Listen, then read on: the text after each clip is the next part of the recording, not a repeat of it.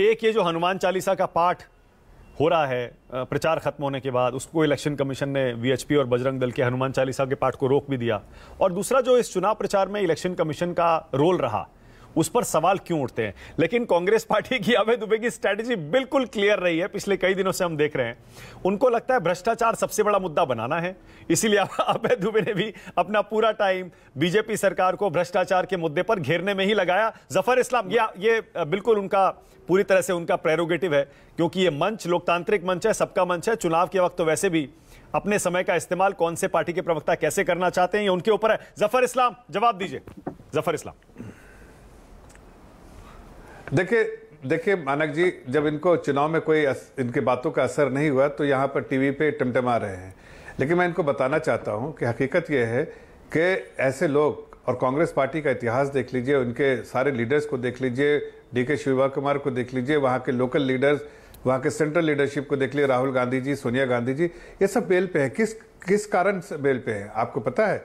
सारे corruption charges में bell पे है। ऐसी पार्टी जिसके लिए कहा जाता था 2013 में, हम नहीं बाहर के पूरी दुनिया कहती थी, a party of fraud and fraudsters, scams and scamsters. एक सरकार जो स्कैम स्कैमस्टर्स की थी 2009 से 2014 तक, और पार्टी जो थी फ्रॉड्स एंड फ्रॉडस्टर्स की पार्टी थी। ये इनके बारे में 85% इन्हीं के प्रधानमंत्री, इन्हीं के पार्टी के प्रधानमंत्री ने कहा 85% तो हम खा जाते हैं, हमारे जो पंजा ही खा जाता है। बाकी 15 पैसा जो बचता है, 15% वो जो है लोगों में तकसीम होता है। इसलिए यहाँ पर गुर्बत और बढ़ती रहेगी, कम नहीं होगी। एक ऐसी सरकार है जिसके वेलफेयर स्कीम आज देखिए, जैसे मोदी जी की सरकार है, स्टेट में जो बोमाई जी की सरकार है, जिसके वेलफेयर स्कीम आम नागरिक तक पहुंच गए। अब ये कितना दिन रहे इसमें मालूम नहीं कर्नाटका में, लेकिन मैं पिछले 2-2.5 महीने से कर्नाटका में रेगुलर रहा हूँ, आता जाता रहा हूँ, रेगुलर रहा हूँ। कल ही रात में आया हूँ।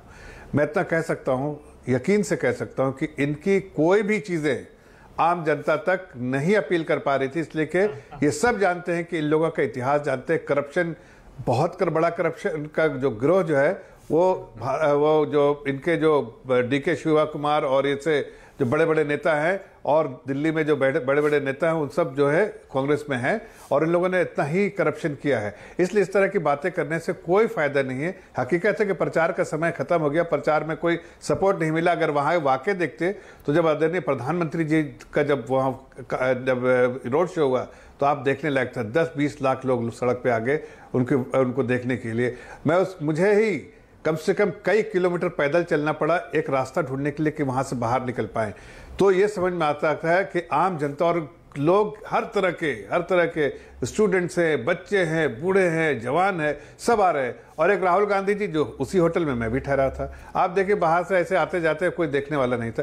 तो फर्क तो पड़ा है। इसलिए आप करप्शन कर रहे हैं, आपने करप्शन किया है, और आपके दामन में दाग है, छेद है, और आप दूसरे के ऊपर तोहमत लगा रहे हैं। तो जनता समझती है कि ये सब जो है करप्शन खुद कर रहे हैं और इन पे ठेकरा फोड़ना चाहते हैं। हकीकत तो देखिए, प्रदेश हमारा आगे बढ़ रहा है, वेलफेयर स्कीम जो है सारे लोगों को फायदा हुआ। अब छोटी सी मिसाल देते हैं, देखिए ना, जब इनकी सरकार 2018 तक थी तो इन्होंने कभी भी प्रधानमंत्री आवास योजना का फायदा नहीं, 54 लोगों का नाम भेजा। और आप देखिए जो बहुत सारे ऐसे स्कीम है, चाहे पीएम किसान सम्मान निधि के अंदर कुछ 17 लोगों का नाम भेजा। भाई आज 54 लोग, आज बेनिफिशियरीज की लिस्ट देखिए करोड़ों में चली गई अलग अलग स्कीम्स के, लेकिन इनके समय लोग बेनिफिशियरी होते ही नहीं थे। इसलिए वहां की जनता समझ के डबल इंजन की सरकार को ही वेट देना है, इसलिए कि हमारे लिए चिंता करते हैं, हमारे प्रदेश की चिंता करते हैं, हमारे उत्थान के लिए जो फिक्रमंद रहते हैं। और ये बाकी चीजें जो इनकी जो रहती है वो सिर्फ जो है राजनीति है। हम राजनीति से परे होकर बोल रहे हैं कि वहां की आम जनता जो है वो बहुत खुश है। और इस बार आपको एक नंबर भी देता हूं मैं, मेरे जो अपने असेसमेंट है, दीजिए। मुझे लगता है कि 125-130 के बीच में, 125 और 130 के बीच में हमारी जो है सीटें आएंगी। ये मैं आपके ही चैनल पे देखिए मैं बोल रहा हूँ, और 2.5 महीना रहने के बाद बोल रहा हूँ। अच्छा, 125 जरा जफर इस्लाम को लाइए स्क्रीन पर, मैं चाहता हूँ ये रिकॉर्ड हो जाए। जफर इस्लाम को लाइए स्क्रीन पर, सिर्फ जफर इस्लाम को। हाँ बिल्कुल, आप दोहरा दीजिए जफर भाई अपना दावा, क्योंकि देखिए अब 3-4 दिन रह गए हैं, ये दावा रिकॉर्ड हो जाए जिससे देखिए 13 तारीख को फिर बात करें। मानक जी, मैं आज आप बड़ी जिम्मेदारी के साथ कह रहा हूं कि जितने भी फीडबैक आए, जितने जगह पूरे जो कर्नाटका में घूमे, मुझे ऐसा यकीन है, मेरा पर्सनल ऐसा बिलीव है कि लोगों की बात जो आती है उसको छोड़ दीजिए। जो अपना असेसमेंट है लोगों से मिलने के बाद, मुझे यकीन है कि 125 से 130 सीटों के बीच में हम जरूर रहेंगे। ओके, अभय दुबे आपका और दावा, ये अभय दुबे आपका विश्लेषण, असेसमेंट। मानक जी, आंखें सच बोलती है, झूठ छुपाया ना करो। देखिए कितना आत्मविश्वास की कमी है जफर भाई, पूरे आत्मविश्वास से तो झूठ बोलो आप यार। आप तो ऐसे न थे, कम से कम जितनी रैली उतनी सीट भाजपा की। प्रधानमंत्री जी ने 30-40 थोड़ी बोल रही, मैं सच बोल रहा हूँ, आपको झूठ लग रहा होगा। 40 सीटें भाजपा की आएगी मानक जी, हमारी 150। आप आंकड़े बोल दीजिए, नंबर ही बता दीजिए, नंबर छोड़िए ना सब। दूसरा बड़ा नंबर ही बता दो भाईजान, नंबर बता दो। 8 फरवरी 2023। ये बजरंग बली नंबर बता दीजिए। जफर इस्लाम कह रहे हैं, चैलेंज कर रहे हैं, बोला नंबर बता दीजिए। हमने तो बता दिया 150 बोल तो दिया मैंने। कहा आज आजाद भारत के इतिहास में भारतीय जनता पार्टी का बहुमत कभी भी नहीं आया। एक भी चीफ मिनिस्टर नहीं हुआ जिसने कार्यकाल पूरा किया हो कर्नाटक में। पिछले चुनाव में इस बार आएगा। आपने तो कहा था, आपने तो कहा गुजरात में कि हम हार रहे हैं, वोट परसेंटेज 156 सीटें लेके आए कि नहीं? इससे देखिए वोट परसेंटेज पिछली बार कम लेके आए थे। अब ये देखिए माणक जी, ये क्या है जानते हैं आप? इतना बड़ा अपमान आजाद भारत के इतिहास में बजरंगबली का किसी ने नहीं किया जो मोदी जी ने किया है। मोदी जी ने 8 फरवरी 2023 को बजरंगबली सबलगढ़, डर क्यों रहे? बजरंगबली सबलगढ़ को नोटिस, बजरंगबली को नोटिस दे दिया। कहा कि तुमने हमारी जब रेलवे, उत्तर मध्य रेलवे की भूमि पर अवैध मंदिर का निर्माण कर लिया है बजरंगबली, अगर ये मंदिर नहीं हटाया तो इसको तोड़ा जाएगा और इसका हर्ज और कर्ज तुमको चुकाना पड़ेगा। नंबर पूछिए, आंकड़े पूछिए। इतनी जफर भाई बता दिया उन्होंने, 150 कह रहे हैं, 150 कह रहे हैं अभय दुबे। आपने 125 से 130 कहा, उन्होंने 150 कहा। ऐसे ये हनुमान, इनका जरा वीडियो निकालिए। इनके साथ में गुजरात में भी था, गुजरात में भी इनके साथ था। गुजरात में इन्होंने क्या कहा था पूछिए। ये कह रहे थे गुजरात में 135 सीटें आएंगी। कहां से बढ़ गए भाई? 10-15 में से बढ़ गए आप। अच्छा एक बार आज वादा करो, सीट में अच्छा एक वादा लीजिए। और आप कह रहे थे वहां 135, हम आपके साथ ही चैनल पे थे, वहां भी कहा था मैंने 150 सीटों से ज्यादा, एक वादा 150 सीटों से ज्यादा बोला था। और 156 सीटें।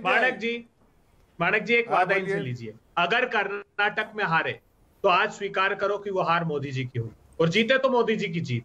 इस बात को कह दीजिए सबके सामने। चलिए आप बड़ी मुखरता से कहिए कि हारे हैं, हारेंगे अगर तो वो प्रत्यक्ष जीत प्रधानमंत्री हार ही नहीं रहा हूं कहलाएगी।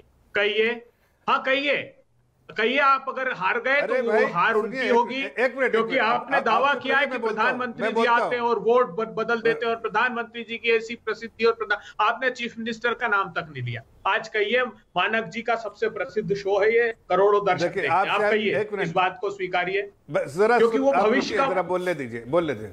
नहीं इस बात को, क्योंकि वहां वो तो भ्रष्टाचार में लिप्त सरकार थी। प्रधानमंत्री जी के चेहरे पर आपने वोट मांगा, तो वहां हार गए, तो वहां हार गए। जफर इस्लाम आपका चैलेंज स्वीकार कर रहे हैं अभय दुबे।